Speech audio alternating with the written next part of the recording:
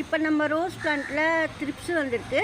அதாவது த்ரிப்ஸ்னால் ரொம்ப நம்மளுக்கே கண்ணுக்கு தெரியாத ஒரு பொடி பூச்சிங்கெல்லாம் இன்செக்ட்ஸ் எல்லாம் வந்து தின்னுடும். அதாவது தளிர் புதுசாக வரும்போது அது போல் தான் இந்த செடி ஆயிடுச்சு பாருங்கள். நுண்ணியெல்லாம் கருகலாக இருக்குது, கொஞ்சம் இலையெல்லாம் கூட சுருக்கமாக இருக்குது.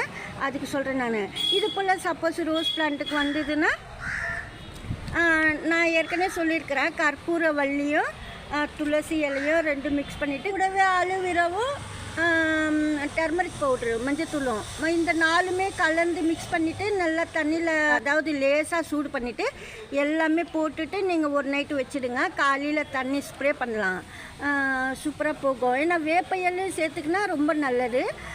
அந்த பொடி பூச்சிங்கெல்லாம் இருந்தால் அதெல்லாம் போயிடும். எப்போவுமே வந்து கொஞ்சம் ஸ்ப்ரே பண்ணணும். அப்பப்போ சொல்லியிருக்கிறேன், இந்த செடிக்கு நான் ஸ்ப்ரே பண்ணல, அதனால தான் வந்துருச்சு பாருங்கள். நம்ம ஒரு வாட்டி விட்டாலே அவ்வளோதான். இப்போ நான் வந்து அப்புறமா ஸ்ப்ரே பண்ணலான்னு இருக்கேன்.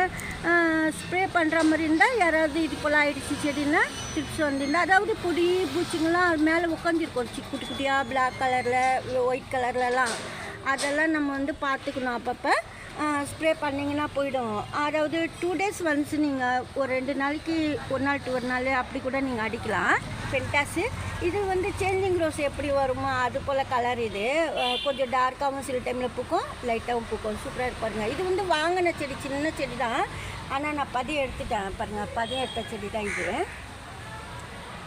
ரோஜா செடிக்கு சாயில்குள்ளே நீங்கள் வந்து கட்டாலையும் வெறும் அலோவேராவும் மஞ்சத்தூள் அதாவது டர்மரிக் பவுட்ரு இந்த 2மே நல்லா தண்ணியில் போட்டு பிசைஞ்சிட்டு அந்த தண்ணி அப்படியே நீங்கள் ஊற்றி விடலாம் சாயில்குள்ளே. அப்போ தான் மேல் பாகமும் நல்லாயிருக்கும் நம்மளுக்கு வர்றது.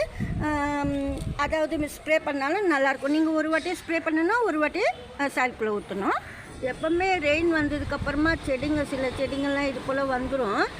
நம்ம தான் பார்த்துட்டு ஸ்ப்ரே பண்ணிக்கணும், சரியாயிடும். சப்போஸ் இதெல்லாம் வேண்டாம் மருந்து ஸ்ப்ரே பண்ணும்போது இது புது தளிராகவே வரட்டோன்னா கட் பண்ணிவிட்டு செடி ஃபுல்லாக வந்து ஸ்ப்ரே பண்ணிடணும். இது போல் நீங்கள் வந்து ஃபங்கிசைட் நீங்களே ரெடி பண்ணிவிட்டு செடி ஊற்றிடலாம். நம்ம கடையிலலாம் வாங்கணுன்னு அவசியம் இல்லை. அதுக்கு சொல்கிறேன் நான், ஈஸி. இப்போ இந்த சாமந்தி செடியில் பாருங்கள் பதியம் பண்ணது.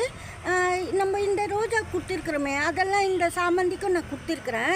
எதெல்லாம் நம்ம ரோஜா செடிக்கு செய்யலாம், சாமந்தி செடிக்கு செய்யலான்னு சொல்லிட்டு நான் சொல்கிறேன்.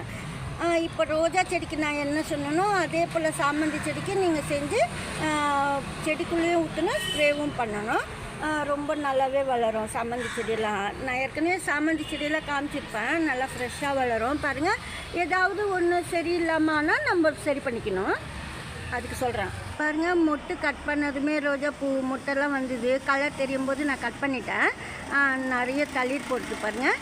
அது போல் பூ வந்து ரொம்ப சின்ன செடியிலே பூக்க விடாமல் கொஞ்சம் மொட்டெல்லாம் கட் பண்ணிட்டிங்கன்னா நிறைய தளிர் வரும். இது போல் தளிரை கூட நீங்கள் கட் பண்ணிடலாம், அப்போ கூட இன்னும் நல்லது தான்.